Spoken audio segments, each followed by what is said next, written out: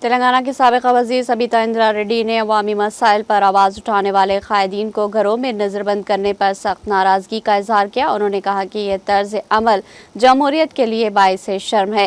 Sabitha Indira ready نے کہا کہ آرٹیسی بس کرایوں میں اضافے پر حکومت سے سوال کرنے والوں کو نظر بند کرنا کانگریس حکومت کی عدم برداشت کی واضح مثال ہے۔ انہوں نے الزام لگایا کہ عوامی آواز کو دبانے کی روش کھل کر سامنے آ گئی۔ BRS پارٹی نے حکومت کے ان اقدامات کی سخت مذمت کی۔ انہوں نے کہا کہ حکومت چاہے جتنی رکاوٹیں ڈالے، ان کی جدوجہد جاری رہے گی۔